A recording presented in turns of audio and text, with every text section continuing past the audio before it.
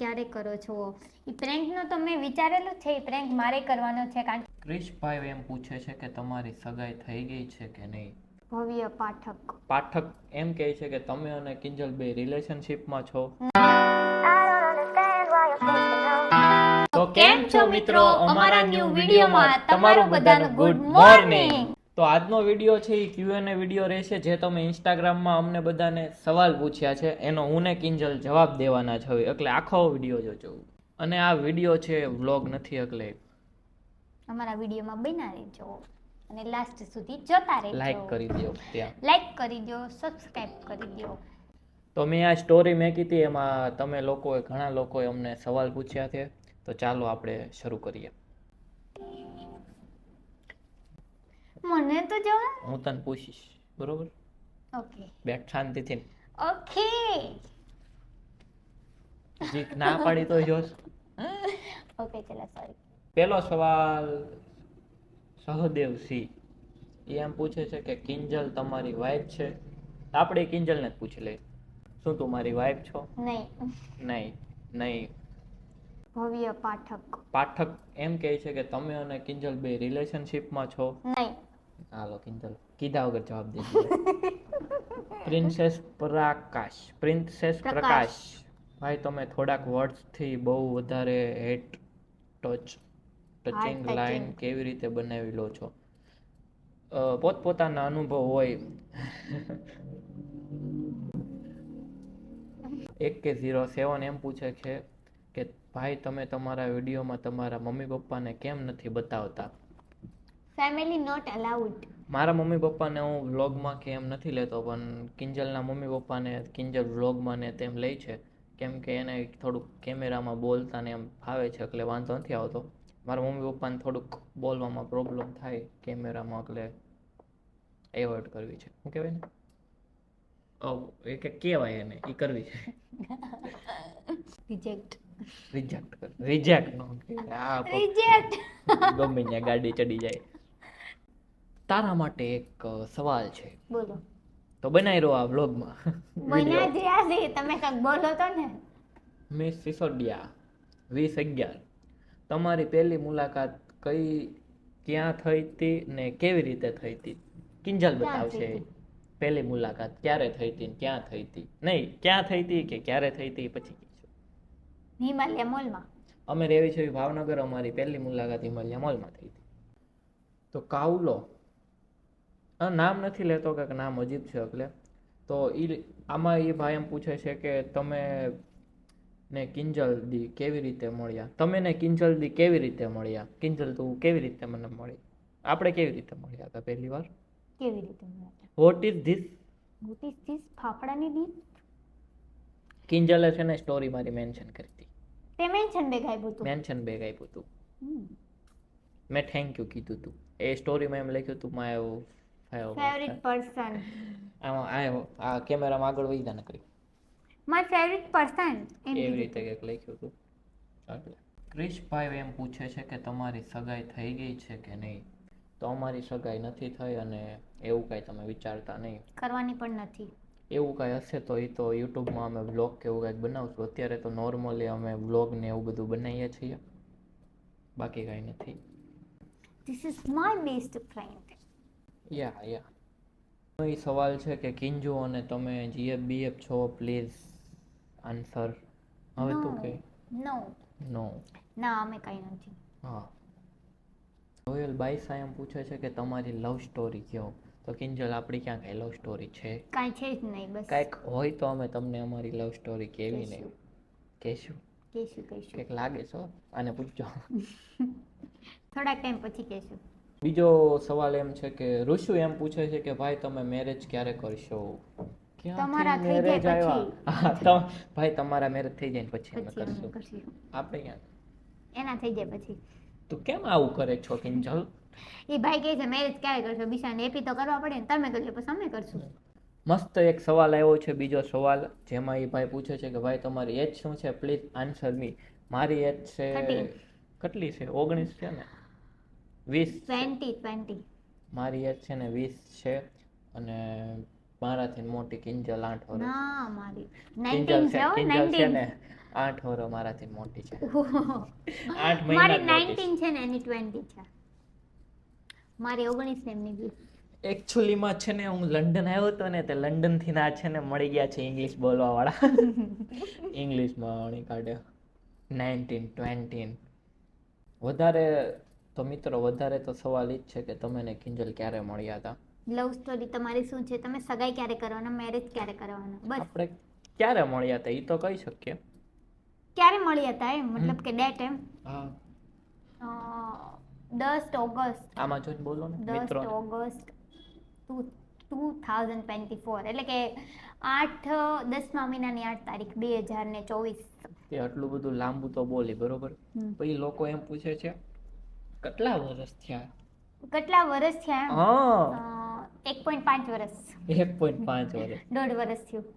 યા તો એક મસ્ત સવાલ છે મારા માટે, મને દિલમાં વાગી ગયો એ સવાલ. સાગરભાઈ તમારાથી દુકાન, પછી યુટ્યુબ, પછી ઇન્સ્ટા બધું કેમનું મેનેજ થાય છે? એ તો હું કરું છું, એ કાંઈ નહીં કરતો. મારા દિલની વાત હું તમને કહું છું. એડિટિંગ હું કરું છું, સ્ક્રિપ્ટિંગ હું કરું છું, દુકાન હું સંભાળું છું. તું શું કરે છે કનુ? સોરી હો, બધા વિડીયો હું શૂટ કરું છું. સોરી હો, હું મસ્તી કરું છું. અમે બંને ભેગા થઈને જ બધું કરીએ છીએ.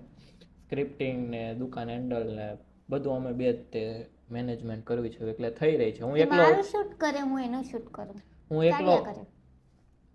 એકલો હોઉં ને તો ન થાય, પણ 2 જણા હોય ને એટલે અમે પહોંચી રહીએ છીએ બધા. નેક્સ્ટ સવાલ છે ચિરાગ. નેક્સ્ટ સવાલ તો મિત્રો નેક્સ્ટ સવાલ છે કિંજલ માટે. એવું કોક કહે છે ક્વેશ્ચનમાં. આપણે મનની વાત આવી જો કોક લીધી રાધે રાધે એમ એનું નામ છે રાધે રાધે. તો એમ કહે છે કે તમે લવ સ્ટોરીનો વિડીયો બનાવો, મીન્સ કે રીલ્સ બનાવો. અમે એક મસ્ત રીલ્સ બનાવશું અને અમે સોંગ પણ શૂટ કરવાના છે હવે આવનારા સમયમાં. તો નેક્સ્ટ સવાલ ક્રિશ કારોલિયા 9585 એનો ક્વેશ્ચન છે કે સાગર તમે ને કિંજલ શાયરી વાળા વ્લોગ બહુ મસ્ત બનાવો છો. એમ છે તો તને એકને નહીં કીધું, મને તે કીધું સાગર અને તમે કિંજલ. શાયરી ને શૂટ ને શાબાશી તો દેવા દે, તું તો નહીં દે, હું દઈ દઉં પોતે મને ને મને. બસ શાબાશી. ઠીકો નથી મારવાનું કીધું. તો નેક્સ્ટ સવાલ સંજુ એમ પૂછે છે કે સાગરભાઈ તમે ને કિંજલ મેરેજ કરી લ્યો યાર, તમારી જોડી બહુ મસ્ત છે, પરફેક્ટ. મારે નહીં કરવાની જરૂર. એવું કઈ હોય તો અત્યારે કર્યું ને એ બધું આગળ જણાવશું, અત્યારે કઈ અમે કઈ કહેતા નથી. તો મિત્રો એક સિરિયસ સવાલ છે જે લોકો ક્રિએટર લાઈનમાં આવવા માંગે છે એ લોકો માટે.